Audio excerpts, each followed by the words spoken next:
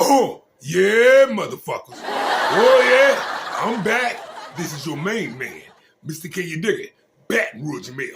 And I'm back with a couple hot ticks of these motherfucking politics. Hit that motherfucking subscribe button. Oh, look, America.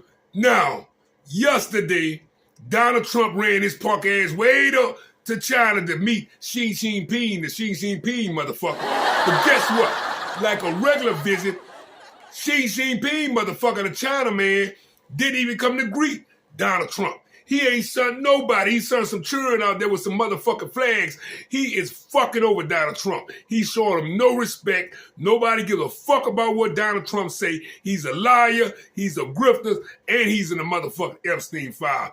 He thought that Xi Jinping was his motherfucking friend. But Xi Jinping is cool with the Iranians.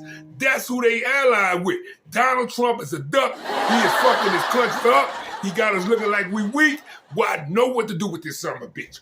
Put the handcuffs on him. Spin his pussy ass around. Spin him again. Now lock his motherfucking ass up and every motherfucking... Did President Xi make any firm commitments to put pressure on the Iranians to reopen the Strait of Hormuz? I'm not asking for any favors, because when you ask for favors, you have to do favors in return. We don't need favors. We've wiped out their armed forces, essentially.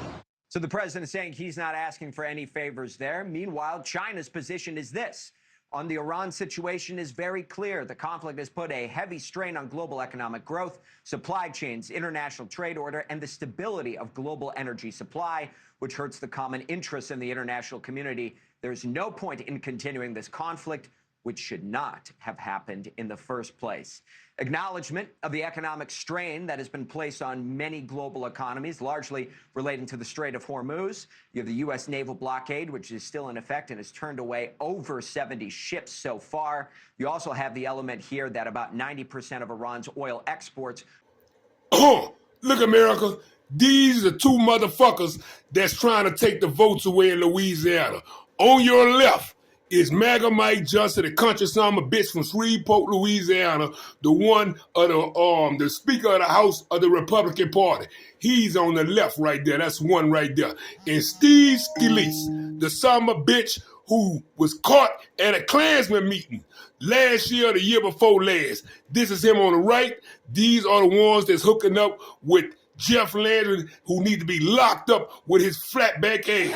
America, Louisiana, these are the two who pushing it. And you got one more, Kennedy, Ballmouth Kennedy. But these three right here, Kennedy, MAGA Mike Johnson, and Steve Scalise, are the ones who taking the votes or trying to take the votes from the black people in America. Put the handcuffs on them son of a bitches. Spin their coward ass around. Now lock they motherfucking ass up. Well, I watch all the primaries very carefully, of course, and the speaker's in charge of the whole map, and we're going to keep and grow this majority in this cycle, and I'm absolutely convinced, especially after the redistricting changes to the map, we feel very, very bullish about this. So we're going to run right through the tape. I'm not going to get engaged in these individual primaries. We see how it sorts out, but we're going to have a great crop of people. We recruited extraordinary candidates this cycle on the Republican side. I mean, great Americans who are going to come here and serve faithfully and patriotically, and we're looking forward to that new class coming in. Where in 1965, a violent clash between law enforcement and civil rights activists galvanized support for passage of the Voting Rights Act. This is the people's house. The law prevented discrimination against minorities at the ballot box and helped to elect thousands of African Americans and Hispanics to all levels of government. But last month, a landmark Supreme Court ruling gutted a key protection of the Voting Rights Act, striking down a majority black congressional district in Louisiana. I think this whole race baiting, race issue on the redistricting has been put to bed finally once and for all. Just yesterday, the Supreme Court rejected Virginia's bid to restore a congressional map that would have given Democrats a chance to pick up 4 seats in the House. And in Alabama, Republicans yesterday appealing to the U.S. Supreme Court to throw out a lower court ruling requiring a second majority black district. Democrats pushing back. We're not going to stand by. In just the past week, South Carolina Governor Henry McMaster has called for a special session, pushing state lawmakers to draw up a new map ahead of the midterms. That map is expected to eliminate the state's only majority-minority district held by Democratic Congressman James Clyburn. In Louisiana, Senate Republicans have approved a new map that would eliminate one of the state's only 2 majority black congressional districts. The state House is expected to take up that measure next week. And in Tennessee, where Republicans approved a map that breaks apart the district that's home to the majority black city of Memphis. Steve Cohen, the Democratic congressman who's served that community for nearly 20 years, has basically been left with no choice but to retire. Think about what all this really means for a moment. The United States was not really a democracy until the creation of the Voting Rights Act. And so it's an open question for many Americans if it is one right now. Oh, look, America. Cocaine Cash Patel is back in the news again, America.